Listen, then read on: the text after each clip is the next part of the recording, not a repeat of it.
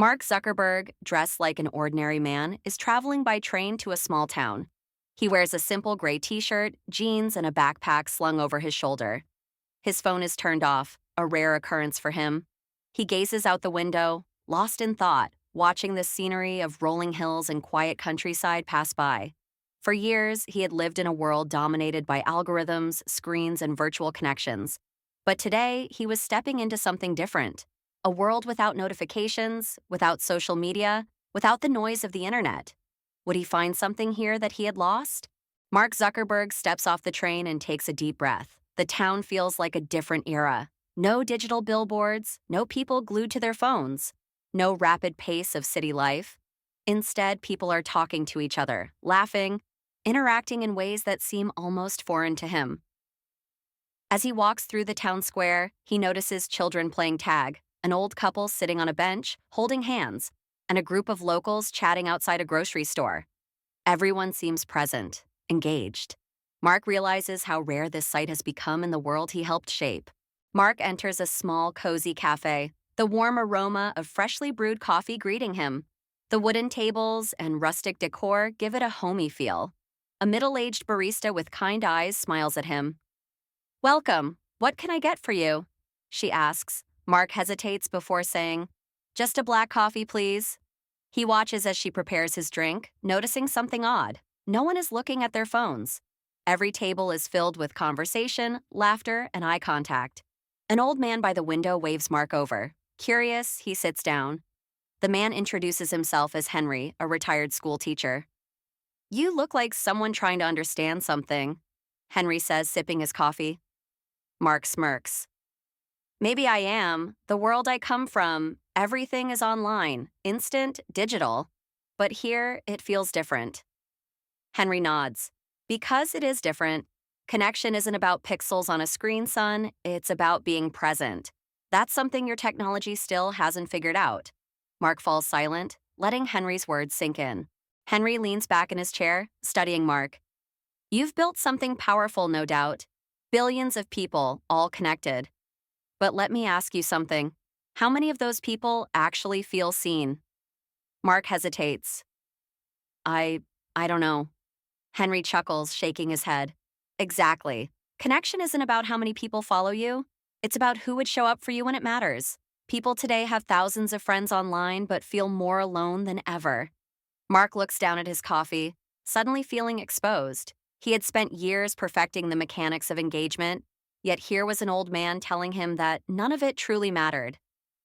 "You think social media makes people lonelier?" Mark asks. Henry shrugs. "It doesn't have to, but right now, it keeps them looking down when they should be looking at each other." Mark Zuckerberg had rolled up his sleeves, working alongside the farmers on a rural farm. The scent of fresh soil filled the air, birds chirped in the distance, and the faint bleating of sheep carried across the fields. Everything felt so real, so raw, almost as if he had stepped into an entirely different world. Tom, the farm owner, glanced at Mark and chuckled. "Here, take this shovel and start digging up those potatoes," Tom said, handing him a well-worn tool. Mark hesitated at first, but then got to work. The shovel was heavy, the earth was firm. The same hands that manage billion-dollar projects in the tech world were now struggling to turn a small patch of soil. "Tough, huh?" Tom teased with a grin. Mark wiped the sweat from his forehead and nodded. "A little, but it's an interesting feeling. Actually touching something, feeling it, it's different." Nearby, Anna, a young female farmer, smiled as she worked. "For us, this isn't different, Mark. This is our life. We wake up early, we dig the earth, we feed our animals. No one's liking our pictures, no one cares about our follower count. But if we don't work, if we waste a single day, we don't eat." Mark took a deep breath. In his world, an app crashing was considered a crisis. But here, missing even a single day of labor meant people might go hungry. Tom reached up and plucked an apple from a nearby tree, handing it to Mark. "Out here, we take care of each other. We can live without technology, but without one another, we're nothing." Mark took a bite of the apple, the crisp sweetness filling his mouth. And in that moment, he understood something simple yet profound. The people here were truly connected, not through algorithms or notifications, but through life itself. They shared everything: not for validation, but because that's how they survived. This wasn't a connection built by code, it was real. After a long, exhausting day on the farm, Mark Zuckerberg climbed to the highest point in town, watching the sun slowly set over the horizon. A gentle breeze rustled the leaves, filling the air with the soft whispers of nature. Instead of the glow of city lights, he was surrounded by something far more pure, the untouched beauty of the world itself. A thousand thoughts raced through his mind. His entire life had been dedicated to connecting billions of people online. But here, in this quiet town, he had witnessed something different. A simple conversation, a shrug, a firm handshake. All of these things brought people closer together, no Wi-Fi required. As he sat in silence, Henry, the old school teacher he had met earlier, took a seat beside him. "How are you feeling, son?" Henry asked, his eyes fixed on the horizon. Mark exhaled deeply. "I don't know. I've spent my whole life trying to bring people together, but now I wonder, maybe I've only made them lonelier."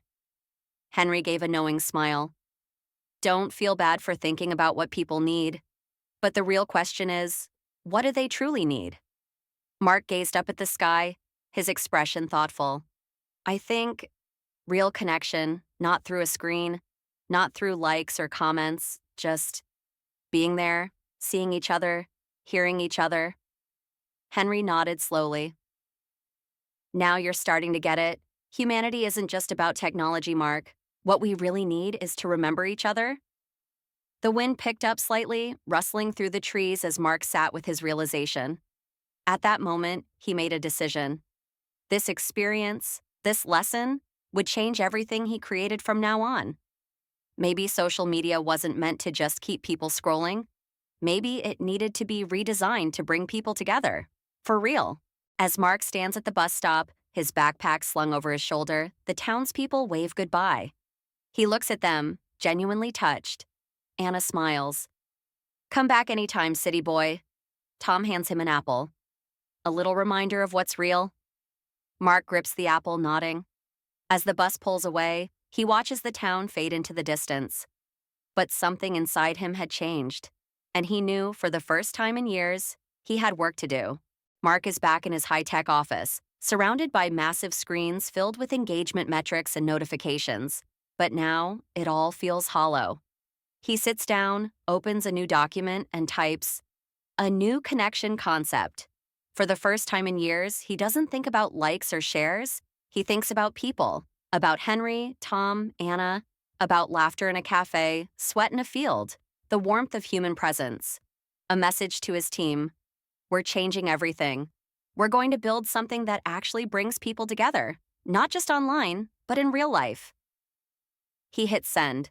Then, for the first time in a long time, he closes his laptop and looks out the window at the world he now understood in a way he never had before.